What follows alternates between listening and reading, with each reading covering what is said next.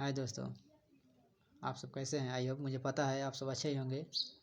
चलिए आपके लिए इस वीडियो में लाए हैं हम BA second year 4th semester physical education and yoga यानी शारीरिक शिक्षा एवं योगा बीए द्वितीय वर्ष 4th सेमेस्टर, जो बहुत ही इंपॉर्टेंट क्वेश्चन इसमें वीडियो में बताएंगे हम। चलिए लाए हैं पहला क्वेश्चन। शारीरिक शिक्षा शारीरिक गतिविधियों द्वारा बालक समग्र व्यक्तित्व विकास हेतु दी जाने वाली शिक्षा है। यह किस विद्वान का कथन है। इसका राइट है विलियम। दूसरा कुछ देखेंगे। निम्नलिखित विद्वानों में से किनका संबंध शारीरिक शिक्षा को परिभाषित करने से है। इसका राइट है एडवर्ड हिचकॉक। शारीरिक शिक्षा के प्रमुख उद्देश्यों में कौन सा विकास शामिल नहीं किया जाता है। इसका राइट है राजनीतिक विकास। Next question. संज्ञानात्मक एवं बौद्धिक विकास में कौन कौन सी क्रियाओं को सम्मिलित किया जाता है। इसका राइट है ज्ञान। नेक्स्ट क्वेश्चन देखेंगे। शारीरिक शिक्षा को जीवन में महत्वपूर्ण क्यों माना जाता है। इसका राइट सुनेगा सकारात्मक जीवन शैली का विकास। दर्शन व्यक्ति को मानता है। इसका राइट सुनेगा आशावादी। ये बहुत ही इम्पोर्टेंट क्वेश्चन है। आगे देखेंगे हम लोग। तत्वज्ञान अब अज्ञात अनुभव से परे की वस्तुओं का विज्ञान नहीं है, अपितु अधिक वैज्ञानिक तथा धर्मनिरपेक्ष बन गया है। यह कथन किस विद्वान का है। इसका राइट है दयानंद सरस्वती। ये बहुत ही इम्पोर्टेंट क्वेश्चन है। ये और ये दोनों दर्शन व्यक्ति को मानता है आशावादी और तत्वज्ञान अज्ञात से दयानंद सरस्वती ने कहा था। नेक्स्ट क्वेश्चन देखेंगे हम लोग। निम्नलिखित में से कौन सा विद्वान प्रकृतिवाद से संबंधित नहीं है। हाकिंग। कौन है। हाकिंग जो है विद्वान प्रकृतिवादी से संबंधित नहीं है। इसका राइट होने का ऑप्शन द यानी कि हाकिंग। नेक्स्ट क्वेश्चन देखेंगे।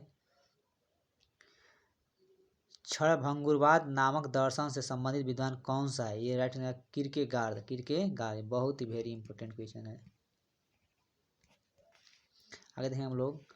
निम्नलिखित में से कौन सा प्रदर्श सबसे प्राचीन माना जाता है। मानववाद को। किसको। मानववाद का सब ये तो आप सबको पता ही होगा कि सबसे प्राचीन भाषा में किसको माना गया था। मानववाद को माना गया था। चलिए नेक्स्ट देखते हैं हम लोग। निम्नलिखित दर्शनों में से कौन सा दर्शन मानव केंद्र बिंदु मानकर दर्शन की व्याख्या करता है। इसका राइट सुनेगा आदर्शवाद। आगे देखेंगे। अनुकूलित शारीरिक शिक्षा के बताए गए उद्देश्यों में से कौन से उद्देश्य शामिल है। इसका राइट सुनेगा आत्मसम्मान व आत्म छवि को बढ़ावा देना। Next question. शारीरिक शिक्षा के हेथरिगटन ने निम्न में से कौन सा से उद्देश्य बताए हैं। इसका हो जाएगा राइट आंसर तात्कालिक उद्देश्य, ऑप्शन अ। Next question. अनुकूलित शारीरिक शिक्षा किस आयु वर्ग के लोगों के लिए लाभदायक होती है। इसका राइट आंसर केवल युवाओं के लिए। आगे देखेंगे हम लोग। शारीरिक शिक्षा और शिक्षा के महत्व को समझने वाला और विकास करने वाला विश्व का प्रथम देश कौन सा था। इसका राइट आंसर यूनान। कौन था। यूनान। ये बहुत इंपॉर्टेंट क्वेश्चन है जो 2 साल से लगातार पूछता हुआ आ रहा है। शारीरिक शिक्षा और शिक्षा के महत्व को समझने वाला और विकास करने वाला विश्व का प्रथम देश कौन सा था। इसका राइट आंसर यूनान। नेक्स्ट पे देखेंगे हम लोग। यूनान में पेडो ट्राइब शब्द का शारीरिक शिक्षा के संबंध में क्या तात्पर्य होता था। इसका राइट होगा एक खिलाड़ी। क्या हो जाएगा। एक खिलाड़ी। चलिए आगे वीडियो देखते हैं। यूनान में व्यायामशाला को क्या कहा जाता है। इसका राइट होगा पाल हेलेनिक। आगे देखेंगे। शारीरिक शिक्षा और खेलों से संबंधित प्रसिद्ध व्यक्ति फ्रेज नेसगाल किस देश से संबंधित हैं। इसका राइट होगा यूनान से। नेक्स्ट पे देखेंगे। शारीरिक शिक्षा से संबंधित संस्था राइफल क्लब की स्थापना किस देश में हुई थी। इसका राइट ऑस्ट्रेलिया में हुई थी। कहाँ हुई थी। ऑस्ट्रेलिया में हुई थी। शारीरिक शिक्षा के किस प्रशिक्षक को जिम्नास्टिक का गॉडफादर कहा जाता है। इसका राइट लुडविग जॉन। नेक्स्ट देखेंगे। शारीरिक शिक्षा पर महत्वपूर्ण पुस्तक एक कोर्स इन फॉर आइडियाज किस अमेरिकी लेखक लिखी थी। इसका मैडम हेनरी ड्यूरांट ने लिखी थी। कौन लिखी थी। मैडम हेनरी ड्यूरांट ने लिखी थी। चलिए नेक्स्ट क्वेश्चन देखते हैं। भारत में शारीरिक शिक्षा और मनोरंजन के केंद्रीय परामर्श बोर्ड का गठन कब किया गया। इसका राइट सुनेगा वर्ष 1947 में किया गया था। Next question. शारीरिक शिक्षा तथा मनोरंजन के केंद्रीय परामर्श बोर्ड में कौन शामिल नहीं था। इसका राइट सुनेगा महात्मा गांधी नहीं थे। महात्मा गांधी जी इस मनोरंजन परामर्श बोर्ड में शामिल नहीं थे। बहुत इंपॉर्टेंट क्वेश्चन है ये। नेक्स्ट क्वेश्चन चलिए देखते हैं। शारीरिक शिक्षा तथा मनोरंजन के केंद्रीय परामर्श बोर्ड में कौन शामिल नहीं थे? कमला देवी चट्टोपाध्याय। कमला देवी चट्टोपाध्याय या महात्मा गांधी दोनों क्या थे? शामिल नहीं थे। नेक्स्ट क्वेश्चन देखेंगे हम लोग। शारीरिक शिक्षा, मनोरंजन, अनुशासन आदि पर कुंजरू समिति का गठन कब किया गया था? इसका राइट आंसर 1976 में।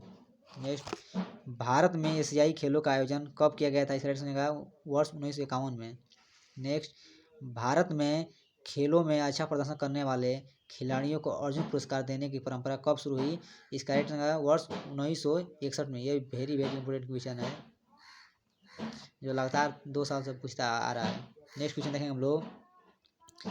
भारत में राष्ट्रीय ग्रामीण खेल की शुरुआत कब हुई? इसका राइट आंसर वर्ष 1960 से 1961। नेक्स्ट क्वेश्चन, निम्न में से कौन सी समिति शारीरिक शिक्षा से संबंधित नहीं है? इसका राइट आंसर कुंजरू समिति। नेक्स्ट क्वेश्चन देखेंगे। दोस्तों अभी तो हमारे चैनल नए हैं तो हमारे चैनल को सब्सक्राइब लाइक करना ना भूलें ताकि हमारी नोटिफिकेशन आप तक पहुंचती रहे। इस वीडियो को पढ़ने के लिए तो अंत तक बने रहिए ताकि पूरा वीडियो समझ में आपको आ सके ताकि परीक्षा में सफल हो जाएं। चलिए देखते हैं नेक्स्ट क्वेश्चन। यूनान में आयोजित होने वाले खेलों में सबसे प्रसिद्ध व महत्वपूर्ण खेल कौन से थे? इसका राइट आंसर है स्थानीय खेल। नेक्स्ट क्वेश्चन, शारीरिक शिक्षा से संबंधित पेस्टलाजी शब्द का अर्थ होता था। इसका राइट आंसर एक खेल संबंधी पूछता है। ये बहुत ही इंपॉर्टेंट है, वेरी इंपॉर्टेंट।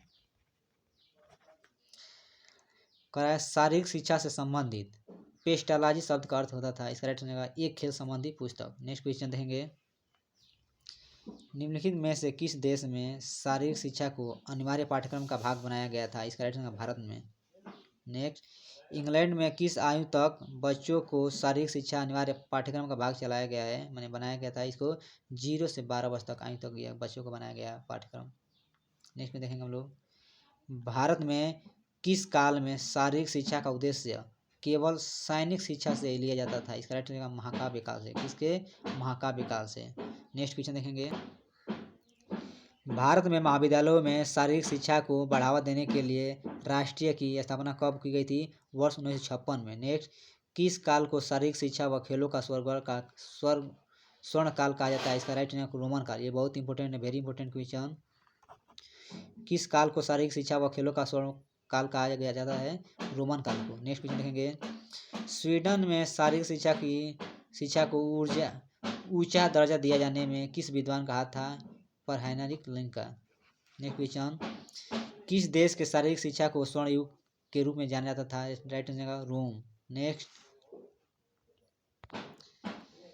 शारीरिक शिक्षा के अंतर्गत हम का अध्ययन करते हैं। किसका? उपरोक्त सभी, यानी कि स्वास्थ्य तथा खेल का भी, खिलाड़ी तथा खेल भावना का भी, टूर्नामेंट पोषण चोट का भी और उपरोक्त सभी। तीनों इसका right answer option number the, उपरोक्त सभी।